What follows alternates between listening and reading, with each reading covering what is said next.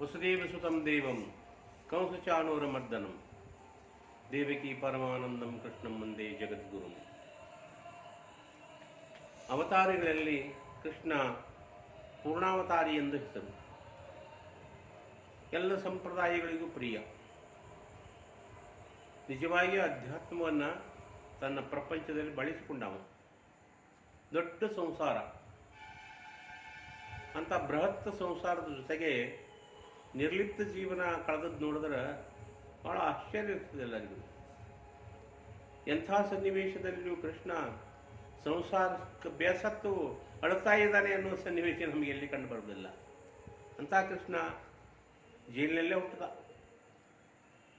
ದೇವಕಿ ವಸುದೇವರ ಹೊಟ್ಟೆಯಿಂದ ಜೈಲಿನಲ್ಲಿ ಯಾಕಿದ್ದ ಅಂದ್ರೆ, ತಂಗಿ 8ನೇ ಮಗನಿಂದ ನನಗೆ ಮರಣ ಆಗ್ತದ ಅನ್ನೋ ಕಾರಣದಿಂದ ಮಾವನಾದ ಕಂಸ ತಂಗಿಯನ್ನು ಭಾವನನ್ನು ಜೈಲಿನಲ್ಲಿಟ್ಟಿದ್ದ. ಅಷ್ಟೇ ಇಲ್ಲ, ತನ್ನ ತಂದೆಯನ್ನು ಕೂಡ ಜೈಲಿನಲ್ಲಿಟ್ಟಿದ್ದ. ಬಾಲ್ಯದಲ್ಲಿ ಪವಾಡ ಸದೃಶ್ಯವಾಗಿ ಕೃಷ್ಣ ಪರಮಾತ್ಮನ ಎಂಬ ಕೂಸ ಗೋದಾವರಿಯನ್ನು ದಾಟಿ ಅಲ್ಲಿ ನಂದರಾಜನಲ್ಲಿ ಬೆಳೆದ. ಯಶೋಧಾನಂದರಾಜನ ಹೊಟ್ಟೆಯಲ್ಲಿ ಬಲದೇವ ಹಾಗೂ ಕೃಷ್ಣ ಸ್ವತಃ ಒಂದೇ ಹೊಟ್ಟೆಯಲ್ಲಿ ಹುಟ್ಟಿದ ಮಕ್ಕಳಂತೆ ಬೆಳೆದರು.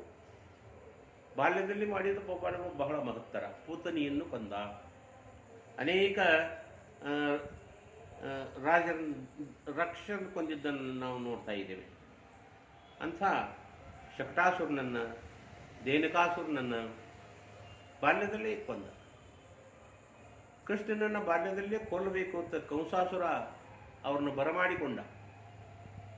ಅಂಥ ಬಾಲ್ಯದಲ್ಲಿಯೂ ಕೂಡ ಅನೇಕ ಮಲ್ಲ ಯುದ್ಧ ಮಾಡಿ ಬಾಲ್ಯದಲ್ಲಿ ಅತ್ಯದ್ಭುತ ಸಾಹಸದೊಂದಿಗೆ ಮಾವನಂದ ಕೊಲ್ಲುವಿಕೆಯನ್ನು ಕೂಡ ತಾವೆಲ್ಲ ತಿಳಿದಂಥ ವಿಷಯವೇ. ಜರಾಸಂಧ ಕಂಸಾಸುರನ ಮಾವ ಬೀಗ ಇತ್ತು.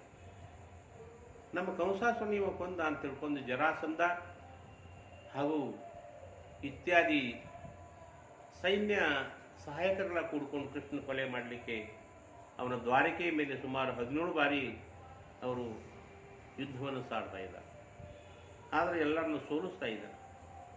ಕೃಷ್ಣ ನಿಜವಾಗಿ ಅವನ ಜೀವನದಲ್ಲಿ ಭಾಳ ದೊಡ್ಡದು ಅಂದರೆ ಏನಂತ ಕೇಳಿದ್ರೆ, ಒಬ್ಬ ಶ್ರೇಷ್ಠ ಪವಾಡ ಪುರುಷ, ಚಾಣಾಕ್ಷತನವುಳ್ಳಂಥ ರಾಜಕಾರಣಿ, ಶೇಡಿಗೆ ಶೇಡನ್ನು ತೀರಿಸಿದಂಥ ವ್ಯಕ್ತಿ, ಯುದ್ಧ ವಿಶಾರದನಾಗಿ ಬೆಳೆದಂಥವು. ಇಂಥ ಕೃಷ್ಣನ ದೊಡ್ಡ ಕುಟುಂಬ ಏನು ಅಂತ ಕೇಳಿದ್ರೆ, ಆತನಿಗೆ ಮುಖ್ಯವಾಗಿ 8 ಮಂದಿ ಪಟ್ಟದರಾಣಿ. ಅವರು 8 ಮಂದಿರಲ್ಲಿ ಭೀಷ್ಮಕ ರಾಜನ ಮಗಳು ರುಕ್ಮಿಣಿ, ಸತ್ರಾಜಿತನ ಮಗಳು ಸತ್ಯಭಾಮೆ, ಕೋಶಲ ನಗ್ನಜಿತ್ ರಾಜನ ಮಗಳು ಸತ್ಯೆ, ದೃಷ್ಟಕೇತುವಿನ ಮಗಳು ಭದ್ರೆ, ಹಾಗೂ ಚೇತ್ಸೇನನ ಮಗಳು ಮಿತ್ರವಂದೆ, ಸೂರ್ಯನ ಮಗಳು ಕಾಳಂದಿ, ಮಧ್ರಾಜನ ಮಗಳು ಲಕ್ಷ್ಮಣೆ, ಹಾಗೂ ಜಾಂಬುವಂತನ ಮಗಳು ಜಾಂಬುವಂತಿ. ಈ ರೀತಿಯಾಗಿ ಅಲ್ಲದೇ ಇನ್ನೂ ಒಬ್ಬಾಕಿ ರಾಣಿ ಇದ್ದಳು ಅಂತ ಹೇಳ್ತಾ ಇದ್ದಾರೆ.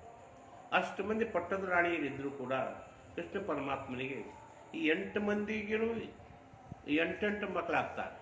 8 10 ಮಕ್ಕಳು ಆಗ್ತಾ ಇದ್ದಾರೆ. ಆ ಎಲ್ಲ ಮಕ್ಕಳ ಹೆಸರು ತಾವೆಲ್ಲ ಕೇಳಬಹುದು.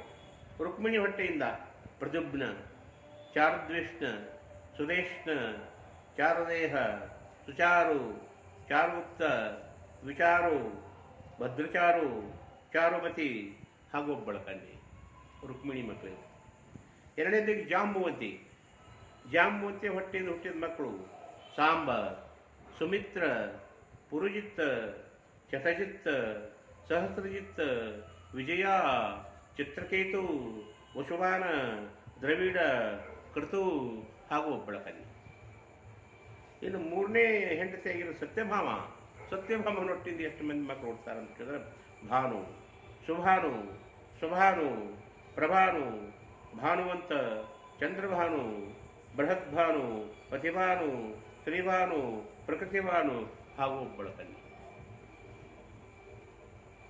ಭದ್ರೆ ಅನ್ನಕ್ಕೆ ಹೊಟ್ಟೆಯಿಂದ ಹುಟ್ಟಿದ ಮಕ್ಕಳು ಎಷ್ಟು ಜನ ಅಂತ ಕೇಳಿದ್ರೆ, ಸಂಗ್ರಾಮಜಿತ್, ಬೃಹತ್ಸೇನ, ಶೂರ, ಪ್ರಹರಣ, ಅಭ್ರಜಿತ್, ಜಯ, ಸುಭದ್ರ, ವಾಮ, ಆಯು, ಕೃತಿಕ್ ಹಾಗೂ ಒಬ್ಬಳ ಕನ್ಯೆ. ಮಿತ್ರವಿಂದಳ ಹೊಟ್ಟೆಯಿಂದ ಹುಟ್ಟಿದ ಮಕ್ಕಳು ಎಷ್ಟು ಜನ ಅಂತ ಕೇಳಿದ್ರೆ ವೃಕ, ಹರ್ಷ, ಅನಿಲ, ಗೃಧ್ರ, ವರ್ಧನ, ಉನ್ಮಾದ, ಮಹಾಶ, ಪಾವನ, ವನ್ನಿ, ಕ್ಷುದಿ, ಕೊನೆಗೆ ಒಬ್ಬಳ ಕನ್ಯೆ. ಸತ್ಯಾನಕ್ಕೆ ಹೊಟ್ಟೆಯಿಂದ ಹುಟ್ಟಿದ ಮಕ್ಕಳು ಎಷ್ಟು? ವೀರ, ಚಂದ್ರ, ಅಶ್ವಸೇನ, ಚಿತ್ರರು, ವೇಗದಂತ, ವೃಷು, ಆಮ, ಶಂಕು, ಕುಂತಿ ಹಾಗೂ ಒಬ್ಬಳ ಕನ್ಯೆ. ಕೊನೆಯಲ್ಲಿ ಕಾಳನಂದಿನಿ, ಸೃತ, ಕವಿ, ವೃಷ, ವೀರ, ಶುಭಾಹು, ಭದ್ರ, ಶಾಂತಿ, ದರ್ಶ, ಪೂರ್ಣಮಾಸ, ಸೋಮಕ. ಕೊನೆಗೆ ಲಕ್ಷ್ಮಣೇ ಅನ್ನೋಳ ಹೊಟ್ಟೆಯಿಂದ ಹುಟ್ಟಿದ ಮಕ್ಕಳು ಎಷ್ಟು ಜನ ಅಂತ ಕೇಳಿದ್ರೆ ಪ್ರಮೋಘ, ಗಾತ್ರವಂತ, ಶಿವಬಲ, ಪ್ರಬಲ, ಊರ್ಧ್ವಗ, ಮಹಾಶಕ್ತಿ, ಸಹ, ಜಯ, ಅಪರಾಜಿತ, ಒಬ್ಬಳ ಮಗಳು. ಭಾಗವತದಲ್ಲಿ ಏನು ಹೇಳ್ತಾರೆ ಅಂತ ಕೇಳಿದ್ರೆ ಇವೆಲ್ಲ 8 ಮಂದಿ ಮಕ್ಕಳಿಗೆ 8 ಮಂದಿ ಪಟ್ಟದ ರಾಣಿಯರಿರುವ ಮಕ್ಕಳು, ಇಷ್ಟೆಲ್ಲ ಮಕ್ಕಳು.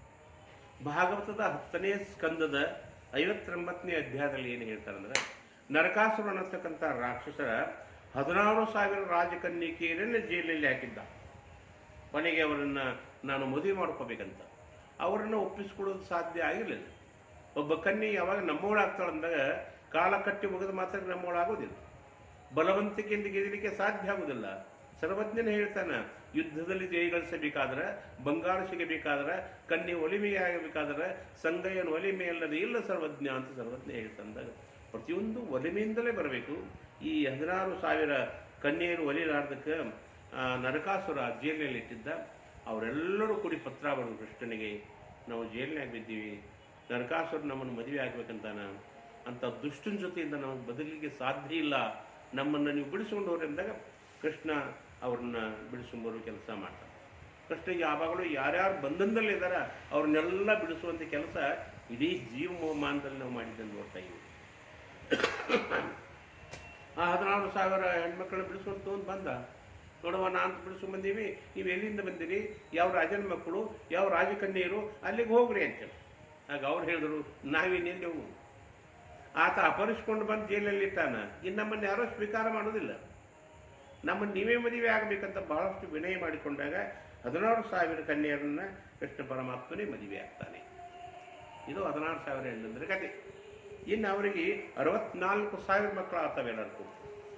ಈ 64,000 ಮಕ್ಕಳನ್ನು ತಾನು ದೊಡ್ಡ ಕುಟುಂಬ ನೋಡ್ರಿ. ಮೊದಲು ಪಟ್ಟದ ರಾಣಿಯರು 8 ಮಂದಿ, ಅವ್ರಿಗೆ 10 ಮಂದಿ, ಈ 16,000 ಮಂದಿ, ಇನ್ನು ದೊಡ್ಡ ಕುಟುಂಬ.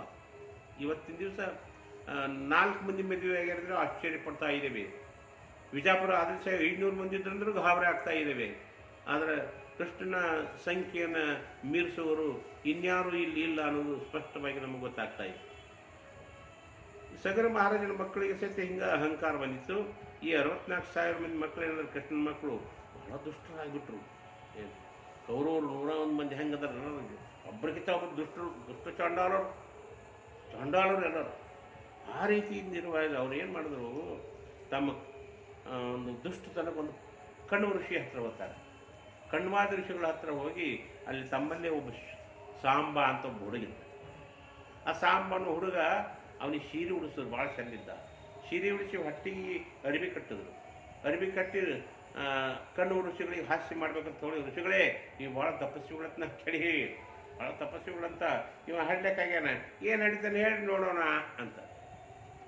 ಆ ಋಷಿಗಳು ಕಣ್ಣು ಋಷಿ ಎಲ್ಲ ವಿಚಾರ ಮಾಡಿದ್ರು, ಓಹೋ ಇವ್ರು ನಮಗೆ ಹಾಸ್ಯ ಮಾಡಕ್ಕೆ ಬಂದಾರ, ನೋಡಪ್ಪ ಅವ ಏನು ಹೇಳ್ತಾನೆ ಗೊತ್ತೇನು, ಒಣಕಿ ಹೇಳ್ತೇನೆ, ಒಣಕಿ.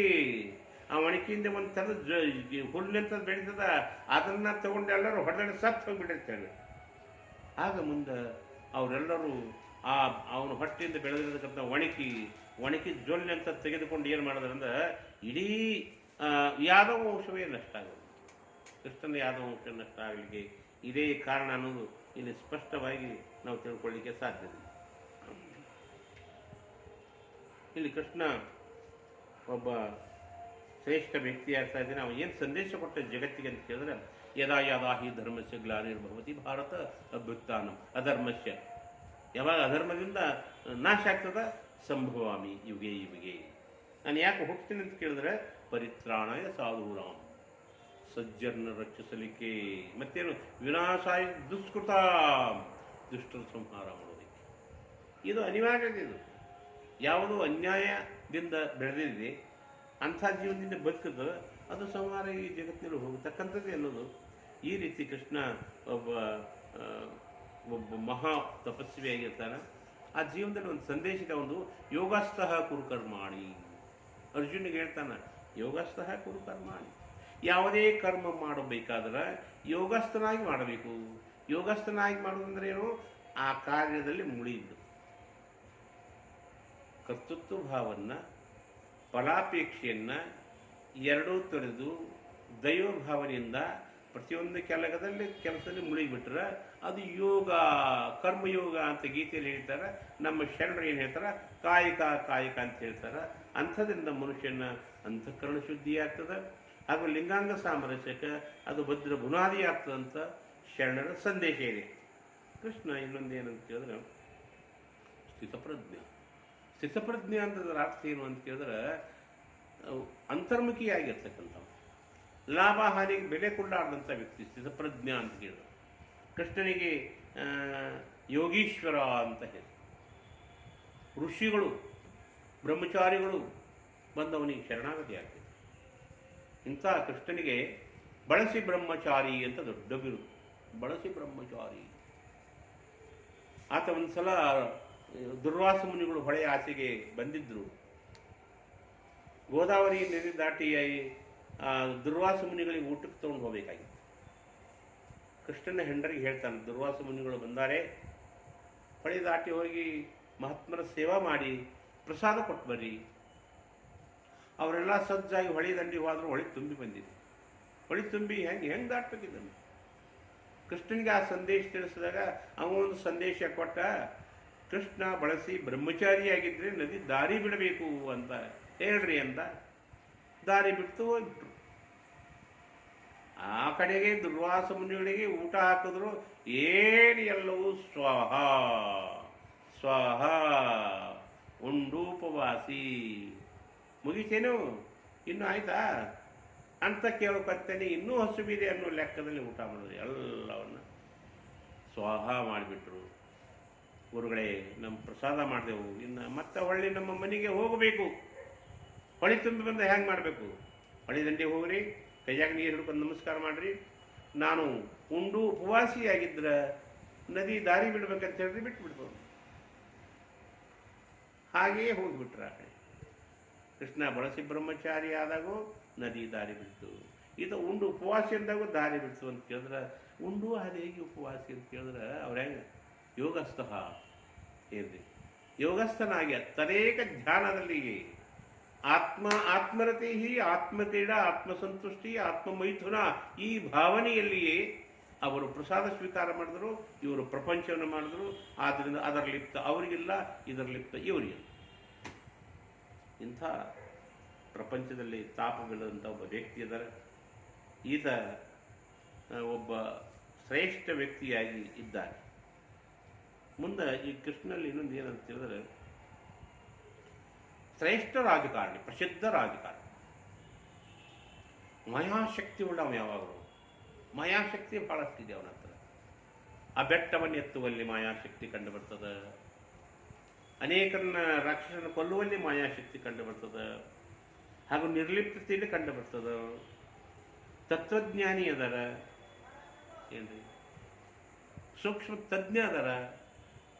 ಮೂರೂ ಕಾಲ್ಮೂರು ವಿಷಯ ಅವನಿಗೆ ಗೊತ್ತಾಗ.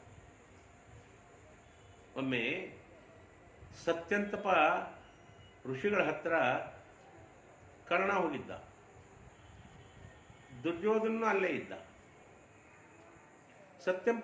ಸತ್ಯಂತಪ ಋಷಿಗಳು ಕರ್ಣನಿಗೆ ಹೇಳ್ತಾರೆ, ಕರ್ಣ ನೀರು ತಗೊಂಬಾರಪ್ಪ ಅಂದ ಕೂಡಲೇ ಋಷಿಗಳ ಭಾಂಡವನ್ನು ತೆಗೆದುಕೊಂಡು ಕರ್ಣ ನೀರಿಗೆ ಹೊರಟ. ಅದು ದುರ್ಯೋಧನ ಆಶ್ಚರ್ಯಚಕಿತನಾದ. ಈತ ದಲಿತ, ಶೂದ್ರ, ಅಂಬಿಗ, ಇವನನ್ನು ಕೊಡ ಮುಟ್ತಾರಲ್ಲಪ್ಪ ಇವರು ಅಂತ ತಿಳ್ಕೊಂಡು ಆಶ್ಚರ್ಯ ಆದ. ಕರ್ಣ ಆ ಕಡೆ ನೀರಿಗೆ ಹೋದ ಕೂಡಲೇ ಸತ್ಯಂತ ಪುರುಷಗಳಿಗೆ ಕೇಳ್ತಾರೆ, ಅವನಿಗೆ ನೀರು ತರಕ್ಕೆ ಯಾಕೆ ಹೇಳಿದ್ರಿ? ಅವ್ನು ನೀರು ಮುಟ್ಟಬೇಕಾಗಿಲ್ಲ. ಅವ ಯಾರು ಗೊತ್ತಿಲ್ಲ. ಯಾರಾತ? ಆತ ಪಾಂಡುರಾಜನ ಹಿರಿಯಣ್ಣ, ಕುಂತಿಯ ಜ್ಯೇಷ್ಠ ಪುತ್ರ. ಎಲ್ಲ ರಹಸ್ಯ ತಿಳ್ಕೊಂಡು ದುರ್ಯೋಧನ ಪ್ರತಿಜ್ಞೆ ಮಾಡ, ಭಾಳ ಒಳ್ಳೆಯದಾಯಿತು, ಮುಳ್ಳಿನಿಂದಲೇ ಮುಳ್ಳನ್ನು ತೆಗಿಬೇಕು, ಕರ್ಣನನ್ನು ಹೇಗಾದರೂ ನನ್ನ ಪಾಪಕ್ಕೆ ತೆಗೆದುಕೊಳ್ಳಬೇಕು, ಕರ್ಣನಿಂದಲೇ ಪಾಂಡವರನ್ನು ಸರ್ವನಾಶ ಮಾಡಬೇಕಂತ ಪ್ರತಿಜ್ಞೆ ಮಾಡಿ ಬೆಳೆಸ್ತಾ ಇತ್ತು. ಭಾರಿ ಬೆಳೆಸಿ ಯುದ್ಧದ ಸನ್ನಿವೇಶದಲ್ಲಿ ಕೃಷ್ಣ ಪರಮಾತ್ಮ ಈ ರಹಸ್ಯವನ್ನು ತಿಳ್ಕೊಂಡ. ಕರ್ಣನ ಜನ್ಮ ರಹಸ್ಯ ಗೊತ್ತಿರೋದೇ ಕೃಷ್ಣ, ಸತ್ಯಂತ ಪುರುಷಗಳು ಹಾಗೂ ಕುಂತಿದೇವಿ, 3 ಮಂದಿ ಬಿಟ್ಟರು ಯಾರಿಗೂ. ಈಗ ಗೊತ್ತಾಗಿದ್ದು ದುರ್ಯೋಧನ. ನಾನು ಹಿಂಗೆ ಬಿಟ್ಟರೆ ಯುದ್ಧದಲ್ಲಿ ಭಾಳ ಗಂಡಾಂತರಕಾರಿ ಆಗ್ತಾ ಇದೆ. ಕರ್ಣ ಮಹಾವೀರದನ, ಕರ್ಣನ ಲಕ್ಷ್ಯ ಭೇದ ಮಾಡಬೇಕು. ಪಾಂಡವರ ಬಗ್ಗೆ ಇರುವ ವೈರತ್ವ ಕರ್ಣನಲ್ಲಿ ಅದಲ್ಲ, ಅದು ಶಿಥಿಲಗೊಳಿಸಬೇಕು, ಆ ಕೋಟೆಯನ್ನು ಛಿದ್ರಗೊಳಿಸಬೇಕು ತಿಳ್ಕೊಂಡು ಏಕಾಂತದಲ್ಲಿ ಕರ್ಣನ ಹತ್ತಿರ ಕೃಷ್ಣ ಪರಮಾತ್ಮ ಹೇಳ್ತಾ ಇದ್ದಾರೆ, ಕರ್ಣ ನಿನ್ನ ಜನ್ಮ ರಹಸ್ಯ ಗೊತ್ತೇನು ಅಂದ. ಗೊತ್ತಲ್ಲ ಕೇಳಿ, ನಾನು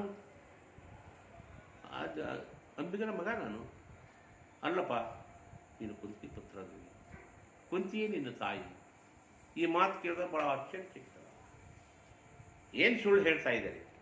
ಹಾಗಾದರೆ ಸಭೆಯ ಮಧ್ಯದಲ್ಲಿ ನನಗೆ ಅವಾಚ್ಯ ಶಬ್ದದಿಂದ ಮಾತನಾಡಿದ್ರು ಸಹಿತ ಕುಂತಿ ಕೇಳ್ಕೊತ ಸುಮ್ಮನೆ ಕೂತಿದ್ದು. ಅದನ್ನ ಪ್ರತಿಭಟನೆ ಯಾಕೆ ಮಾಡಿ, ಗೊತ್ತಿದ್ರು ಕೂಡ ಅಂತ ವಾದ ಮಾಡಿ. ಹಳಿ ದಡಕ್ಕೆ ಹೋಗು, ನಾಳೆ ಕುಂತಿನೂ ಬರ್ತಾಳೆ, ಪ್ರತ್ಯಕ್ಷ ಅವಳ ಜೊತೆ ಚರ್ಚೆ ಆಗಲಿಲ್ಲ. ಹಳೆಯ ದಡದಲ್ಲಿ ಆತ ಅರ್ಘ್ಯ ಬಿಟ್ಕೊಂಡು ಕೂತಿರುವ ಕುಂತಿ ಎದುರಿಗೆ ಪ್ರತ್ಯಕ್ಷರಾದರು.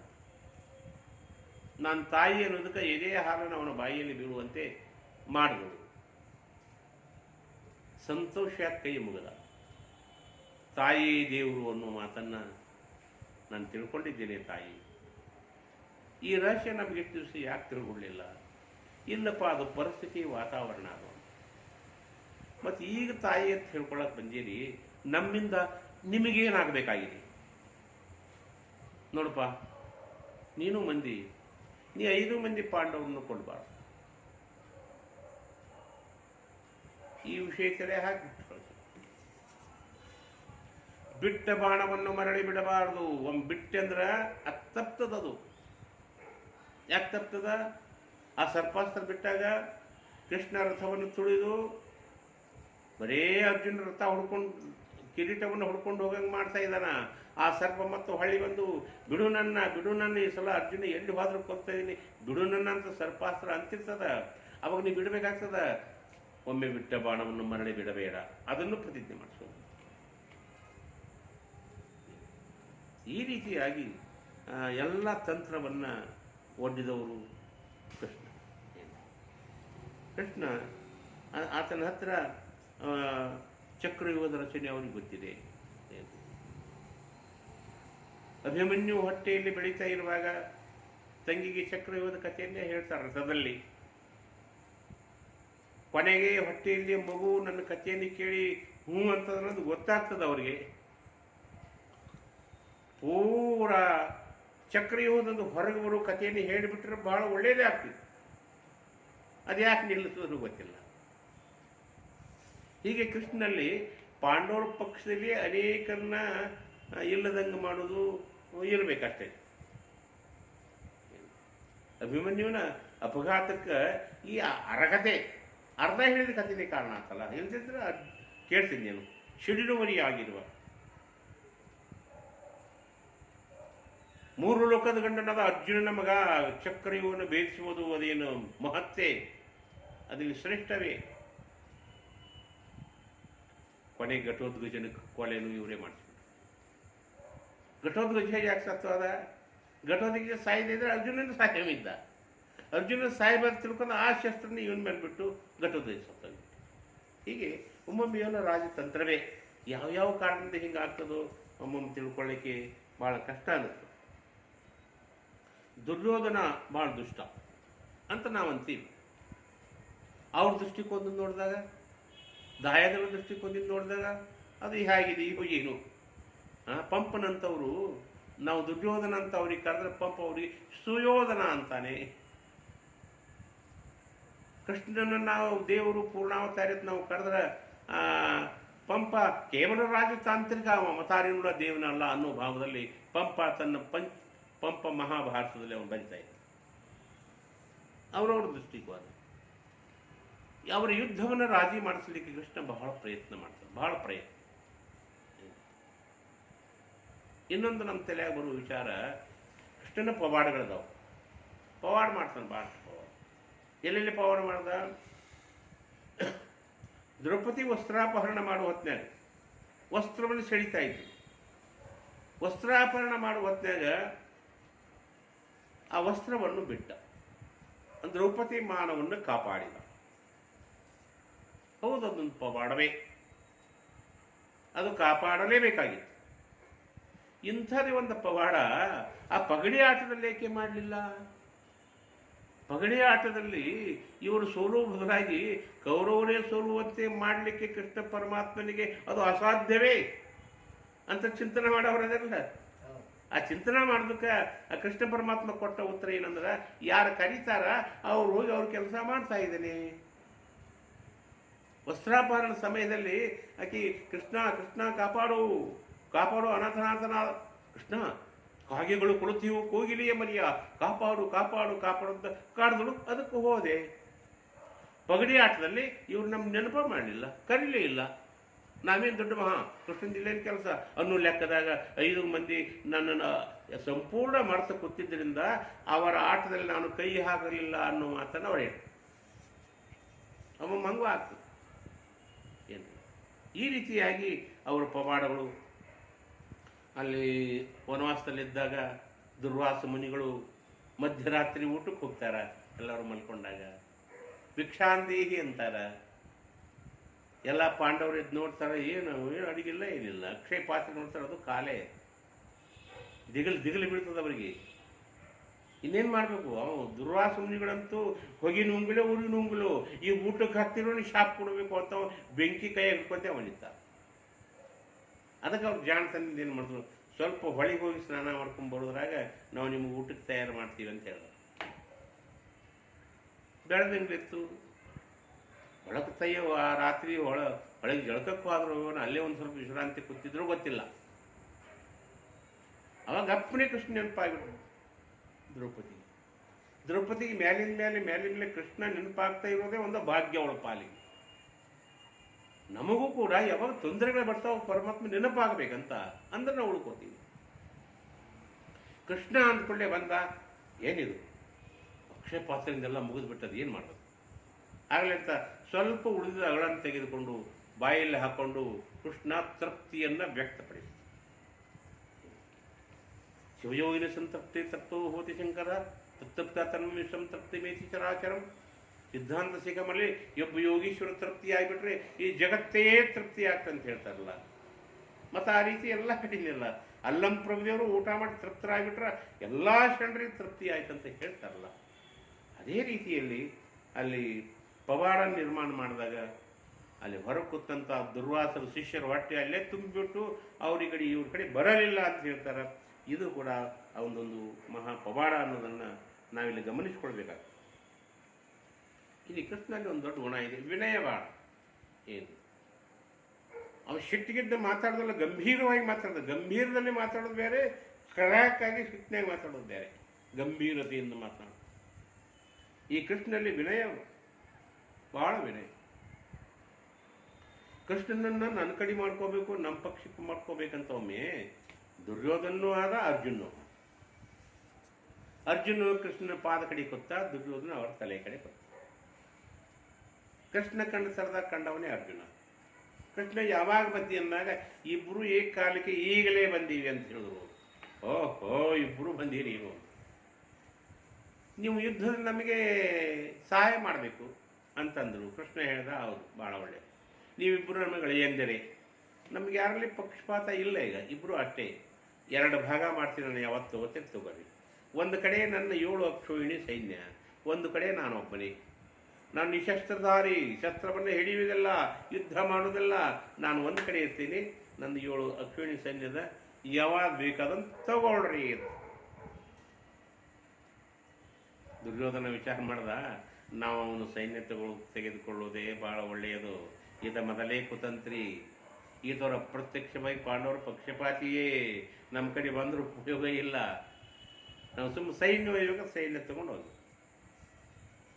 ಅರ್ಜುನ ಅಂತೂ ಭಾಳ ಒಳ್ಳೆಯದು. ಕೃಷ್ಣ ಇವ್ರ ಪಕ್ಷಕ್ಕೆ ಬಂದ, ಇವರ ಬಿಡಾರಗಳಲ್ಲಿ ಬಂದ, ಇವಳು ಕುದುರೆ ಕಾರೊಳಗಿನ ಲದ್ದಿ ತೆಗದ, ಕಸಾಸಿ ಜೋಡಿಸದ, ಕುದುರೆ ಮೈ ತಿಕ್ಕದ, ಕುದುರೆ ತೋಬರಿ ತಿನ್ನಿಸದ, ಸಾಮಾನ್ಯರಂತೆ ಕೆಲಸ ಮಾಡ್ತಿದ್ದ ಅಂತ ಹೇಳಿದ್ರೆ ಅದು ಒಂದು ಆತನ ಬಳಿ ಇರ್ತಕ್ಕಂಥ ಶ್ರೇಷ್ಠ ಗುಣ. ಸಂದೀಪ ಋಷಿಗಳಿದ್ದರು. ಸಂದೀಪರು ಅವ್ರ ಆಶ್ರಮದಲ್ಲಿ ಇವಾಗ ಕಲ್ತಾವ ಸಣ್ಣವೆಲ್ಲ ಕೈ. ಯಾರ್ಯಾರು? ಬಲರಾಮ, ತಾನು, ಸುಧಾಮ, ಈ 3 ಜನರು ಬಾಲ್ಯದಲ್ಲಿ ಆ ಸಂದೀಪರ ಆಶ್ರಮದಲ್ಲಿ ಬೆಳೆದವರು. ಗುರುಗಳ ಇಷ್ಟು ಭಕ್ತಿ ಇತ್ತು. ಮುಂದೆ ಈ ಸತ್ಯಭಾಮ ಇವರೆಲ್ಲ ಹೆಂಡ್ರಿದ್ರು ಸಹಿತ ಇವರೆಲ್ಲರನ್ನು ಕರ್ಕೊಂಡು ಅವ್ರ ದರ್ಶನಕ್ಕೆ ತೊಗೊಂಡು ಹೋಗ್ತಿದ್ದ. ಅವಾಗ ಅನೇಕರು ಹಾಸ್ಯ ಮಾಡ್ತಾರೆ, ನೀವೇ ದೇವರಿದ್ದೀರಿ, ನೀವೇ ವಿಷ್ಣುವಿನ ಅಪರಾವತಾರಿ ಇದ್ದೀರಿ, ನೀವ್ಯಾಕೆ ಗುರುಗಳ ಆಶ್ರಮಕ್ಕೆ ಹೋಗ್ತೀರಿ ಅಂತ ಕಡೆ. ಇಲ್ಲಪ್ಪ, ನಾವು ಎಷ್ಟು ಎತ್ತರ ಮಟ್ಟಕ್ಕಾದ್ರೂ ಗುರು ದರ್ಶನಕ್ಕೆ ಆಗಲಿಕ್ಕೆ ಬೇಕು, ಚಾರ್ಜಿಂಗ್ ಆಗಬೇಕು. ಪ್ರತಿ ತಿಂಗಳಿಗೊಮ್ಮೆ ಅವ್ರು ದರ್ಶನ ಮಾಡಿಕೊಂಡು ಚಾರ್ಜಿಂಗ್ ಮಾಡ್ಕೋಬೇಕು ನಾವು ಅನ್ನೋ ಮಾತನ್ನು ಕೃಷ್ಣ ಹೇಳ್ತಿದ್ರು. ಅಂದರೆ ಗುರುಮಹಿಮೆಯನ್ನು ಹೇಳ್ತಾರೆ. ಅಷ್ಟೇ ಸುಧಾಮನಿ ಬೆಲೆ ಕೊಡ್ತಾರೆ. ಸುಧಾಮಂದ್ರೆ ಭಾಳ ಮುಂದೆ ಭಾಳ ದುಃಖದಲ್ಲಿದ್ದರು. ಕೃಷ್ಣನ ಸರಿಜೋಡಿಯೇ ಸಮರ್ಥ ವ್ಯಕ್ತಿಗಳಿದ್ದರೂ ಕೂಡ ಬಡತನದಲ್ಲಿದ್ದಾರೆ, ಹೆಂಡತಿ ಮಕ್ಕಳಿಗೆ ಊಟಕ್ಕಿಲ್ಲ, ಭಾಳ ತೊಂದರೆಯಲ್ಲಿದ್ದಾನೆ. ನಮ್ಮ ಕೃಷ್ಣನ ದರ್ಶನಕ್ಕೆ ಅವನು ಬರುವಾಗ ಏನು ತರಬೇಕು ಅವ್ರ ಮನೆಗೆ ಸ್ವಲ್ಪ ಅವಲಕ್ಕಿ ತಂದರು.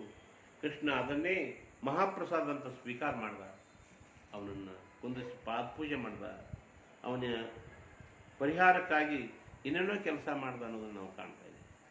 ಈ ರೀತಿ ಕೃಷ್ಣನ ಪವಾಡಗಳಲ್ಲಿ ಎಷ್ಟು ಅಂತ ಕೇಳಿದ್ರೆ ನೋಡ, ಅವನ ಪವಾಡ ಎಷ್ಟು ಸಾಯಂಕಾಲ 4 ಗಂಟೆಗೆ ಸೂರ್ಯ ಮುಳುಗುವಂತೆ ಮಾಡಿದ. ಯಾಕೆ? ಜಯದ್ರಥನ್ನು ಕೊಲೆ ಮಾಡಬೇಕಾಗಿತ್ತು. ಅಭಿಮನ್ಯುವನ್ನು ಕೊಂದಾಮ ಯಾರು? ಕರ್ಣ ಕೈ ಹಿಡ್ದ, ಜಯದ್ರಥ ಕಡ್ದ ಕೈಯ. ಅದನ್ನು ನೋಡಿದಂತ ಅರ್ಜುನ ಹಿಂಗೆ ಪ್ರತಿಜ್ಞೆ ಮಾಡ್ದ, ನಾಳೆ ಸೂರ್ಯ ಮುಳುಗುವ ಒಳಗಾಗಿ ಜಯದ್ರಥನ್ನು ಕೊಲೆ ಮಾಡದೇ ಇದ್ರೆ ನಾನು ಬೆಂಕಿಯಲ್ಲಿ ಆಹುತಿ ಆಗ್ತೀನಿ ಅಂತ ಪ್ರತಿಜ್ಞೆ ಮಾಡಿ. ಅವಾಗ ಜಯದ್ರಥನ ಇದೆಲ್ಲೋ ಮುಚ್ಚಿಟ್ಟಿದ್ರು ಅವರು. ಸೂರ್ಯ ಮುಳುಗುತ್ತಾನ ದಾರಿ ನೋಡ್ತಿದ್ರು. ಕೃಷ್ಣಂದ ಸೂರ್ಯ ಮುಳುಗ ಅವ್ರಿಗೆ ಮಾಡ್ಬೇಕಂತ ತನ್ನ ಚಕ್ರವನ್ನೇ ಒಯ್ದು ಸೂರ್ಯನ ಮ್ಯಾಗೆ ಇಟ್ಬಿಟ್ಟ. 4 ಗಂಟೆ ಸುಮಾರು ಸೂರ್ಯ ಮುಳುಗುತ್ತ ನಾವು ಹೊರಗೆ ಬಂದ. ಅವಾಗ ಅವನನ್ನು ಕೊಂದು ಬಿಟ್ಟರು ಅನ್ನೋದನ್ನು ನಾವು ನೋಡ್ತಾ ಇದ್ದೀವಿ. ಈ ರೀತಿಯಾಗಿ ಅನೇಕ ಪವಾಡಗಳನ್ನು ಮ್ಯಾಲಿನ ಮೇಲೆ ಮಾಡಿ ತೋರಿಸಿದ ಶಕ್ತಿಯನ್ನು ಈ ಕೃಷ್ಣ ಜೀವನದಲ್ಲಿ ನಾವು ನೋಡ್ತಾ ಇದ್ದೀವಿ. ಬಹಳ ಬಹಳ ಅದ್ಭುತ ಪವಾಡಗಳಿದಾವೆ. ಎಲ್ಲ ಹೆಂಡಂದಿರು ಮೇಲಿನ ಮೇಲೆ ಜಗಳ ಆಡ್ತಿರ್ಬೇಕಲ್ಲ, ಏನಂತಿ ಎಲ್ಲರಿಗೆ ಅವರಂತೆ. ಮತ್ತು 16,000 ಹೆಂಡಂದಿರು, 16,000 ಮನೆಗಳು ಅಂದಾಗ ಈತ ಹೆಂಗೆ ಬದುಕಿರ್ಬೇಕು? ಅಂದರೆ ಎಲ್ಲರ ಮನೆಗೆ ಏಕಕಾಲಕ್ಕೆ ಇದ್ದಿದ್ದ ಅಂದಂಗೆ ಆತಲ್ಲ. ಹಂಗಿದ್ರೆ ಅದು ಸಾಧ್ಯದ, ಇಲ್ದಿದ್ರೆ ಅದಕ್ಕೆ ಮುಂದೆ ಎಲ್ಲ ಯುದ್ಧ ಮುಗಿದ ಕೂಡಲೇ ಗಾಂಧಾರಿ ಶಾಪ್ ಕೊಡ್ತಾಳ. ಕೃಷ್ಣ ನನ್ನ 101 ಮಕ್ಕಳನ್ನು ಸಂಹಾರ ಮಾಡಿದ, ನಾನು ಶಾಪ್ ಕೊಡ್ತೀನಿ ನಿನಗೆ. ಇನ್ನು ದ್ವಾರಕೆ ಸಮುದ್ರದ ಮುಳುಗಲಿಕ್ಕೆ ಶಾಪು. ಅವ್ನು ಗೊತ್ತಿತ್ತು ದ್ವಾರಕೆಯನ್ನ ಸಮುದ್ರದ ಒಳಗಿಂದನೇ ಪವಾಡದಿಂದ ಹೊರಗೆ ತೆಗೆದಿದ್ದೆ ನಾನು. ಯಾದವರೆಲ್ಲ ಆ ಋಷಿ ಶಾಪದಿಂದ ಹೊಡೆದಾಡಿ ಸಾಯ್ಬೇಕು, ಮತ್ತು ಸಮುದ್ರಕ್ಕೆ ಮುಳುಗಬೇಕು ಶಾಪ ಇರೋದ್ರಿಂದ ಅದು ಇದ್ದಂಗನೇ ಆಗ್ತದಂತ ನಾವು ತಿಳ್ಕೊಂಡಿದ್ದೆ. ಕೊನೆಗೆ ಏನಾಗಿರುತ್ತೆ ಅಂತ ಕೇಳಿದ್ರೆ, ಕೃಷ್ಣನಿಗೆ ಗೊತ್ತಿತ್ತು ನನ್ನ ಮರಣ, ಜನ್ಮ ಜೈಲಿನಲ್ಲಿ, ಮರಣ ಬ್ಯಾಡನ ಕೈಯ. ನೋಡಿ ಎಷ್ಟು ಅಸಹ್ಯ ಅದಾವ. ಜನ್ಮ ಜೈಲಿನಲ್ಲಿ, ಮರಣ ಬ್ಯಾಡನ ಕೈಯಲ್ಲಿ, ಜೀವನ ತುಂಬೆಲ್ಲ ಭಗವದ್ಗೀತೆ ಅಂತಕ್ಕಂಥ ಶಾಸ್ತ್ರವನ್ನು ಹೇಳಿದ. ದೊಡ್ಡ ಪಾತ್ರ ಅವನು. ಇಂತಹ ಪರಮಾತ್ಮ ಸಾಕು ಮಾಡ್ತಾರ. ತಮ್ಮ ಜೀವನಕ್ಕೊಂದು ಪರದೆಯನ್ನು ಬಿಡಬೇಕಾಗ್ತದ. ಕೊನೆ ಇದೆ ಯಾವಾಗಲೂ. ಎಲ್ಲಿ ಪ್ರಾರಂಭ ಅಲ್ಲಿ ಕೊನೆ. ಬದಲಾವಣೆ ಆಗಲೇಬೇಕು. ಇನ್ನು ಮನೆಯಾಗಿದ್ದರೆ ನಮ್ಗೆ ತೊಂದರೆ ಆಗ್ತದೆ, ಬಿಟ್ಟು ಅರಣ್ಯಕ್ಕೆ ಹೋದ ಏಕಾಂತಕ್ಕೆ. ಅಂತ ದೇಹ ಬಿಡಬೇಕಾದ್ರೆ ಏಕಾಂತಕ್ಕೆ ಹೋಗ್ಬೇಕನ್ನಂಗಾತು. ಏಕಾಂತಕ್ಕೆ ಹೋಗಿ ಗಿಡದಡಿಯಲ್ಲಿ ಹಣಿ ಮೇಲೆ ಕೈ ಇಟ್ಟು ಕಾಲ ಮೇಲೆ ಕಾಲಾಕಿ ಹಿಂಗೆ ಮಲ್ಕೊಂಡಿದ್ದ. ಒಬ್ಬ ಬ್ಯಾಡ ಬಂದ, ಸಾಮಾನ್ಯ ಬ್ಯಾಡ. ಹಿಂಗೆ ಚಿಗರಿ ಮನ್ಕೊಂಡದ ನಂಗೆ ಕಾಣ್ತಾವನಿಗೆ. ಚಿಗರಿ ಮನ್ಕೊಂಡದ ನಂಗೆ ಕಾಣ್ತೀವಿ. ಹಿಂಗೆ ನೋಡಿದ್ರಾಗ ಬಿಲ್ ಹೊಡಿಬೇಕ. ಬಿಲ್ ಒಂದೇ ಇತ್ತು, ಬಾಣೆಲ್ಲ ಮುಗಿದಿದ್ದು. ಅವನು ಬೇಟೆ ಆಡಿ ಅಲ್ಲೇನೋ ಚಿಗರಿ ಹೊಡೆದು ಮಲ ಹೊಡೆದು ಎಲ್ಲ ಹೋಗಿದ್ದು, ಒಂದು ಮಾಡಿಲ್ಲ, ಬರೇ ಬೆಲ್ಲು ಅಂದೆ. ಎದಕ್ಕೆ ಹಚ್ಚಿ ಹೊಡಿಬೇಕು, ಎದಕ್ಕೆ ಹಚ್ಚಿ ಹೊಡಿಬೇಕು ಹಚ್ಚಳಿಕೆ ಹಿಂಗೆ ಮಾಡಿ ಬಿಡೋದ್ರೆ ಒಂದಿಷ್ಟು ಎಲುವು ಸಿಕ್ತು ನೋಡಿ. ಅದು ಯಾವ ಎಲುವದು? ಅಭಿಮನ್ಯುವಿನ ಬಲಗೈಯ ಎಲುವದು ನೋಡಿ. ಅಭಿಮನ್ಯುಂದು ಏನು ಸೇರಿದ ಒಂದು ಪೂರ್ಣ ಕಥೆ ಯಾಕೆ ಹೇಳಿಲ್ಲ, ಅರ್ಧ ಕಥೆ ಹೇಳಿ ನನ್ನ ಯಾಕೆ? ಅಭಿಮನ್ಯು ಬಲಗೈ ಎಲುವನ್ನು ಹಚ್ಚಿ ಹೊಡೆದ್ಕೊಂಡು ಹೋಗಿ ಹಣಿ ಅಂಗೈ ನಾಟಿ ಹಣಿ ಬುಟ್ಟಿ ಸ್ಥಾನದಲ್ಲಿ ನಟ್ಟು ಕೂಡಲೇ ಕೃಷ್ಣ ನೀರು ನೀರು ನೀರು ನೀರು ಅಂತಾನ. 16,000 ಹೆಂಡರು, 64,000 ಮಕ್ಕಳು, ಅರ್ಜುನಂತ ಶ್ರೇಷ್ಠ ಭಕ್ತನಿರಲು ಕೃಷ್ಣ ಗಿಡದಡಿಯಲ್ಲಿ ಪ್ರಾಣ ಬಿಡುವಾಗ ನೀರಿಲ್ಲ, ನೀರು ಕೊಡಲು ದಿಕ್ಕಿಲ್ಲ. ಯಾರೇನು ಮಾಡುವರು, ಯಾರಿಂದಲೇ ನೋಡು, ಪೂರ್ವ ಜನ್ಮದ ಕರ್ಮ ಬೀದಿ ಬೆನ್ನ ಬಿಡದು. ಮೊದಲು ಸುಖವಾಯ್ತು, ನಂತರ ಕಷ್ಟವಾಯ್ತೆಂದಳಲಿದಿರು ಮರುಳೆ ಹರಿಶ್ಚಂದ್ರನ ಮಹಾರಾಜನ ಗತಿ. ಇಲ್ಲಿ ಕೃಷ್ಣ ಪರಮಾತ್ಮನ ಗಿಡದಲ್ಲಿ ಬಿದ್ದು ಪ್ರಾಣ ಕೊಡುವುದನ್ನು ನೋಡಿ ತಿಳುವಳಿಕೆ ತಿಳಿಯಬಾರದೆ.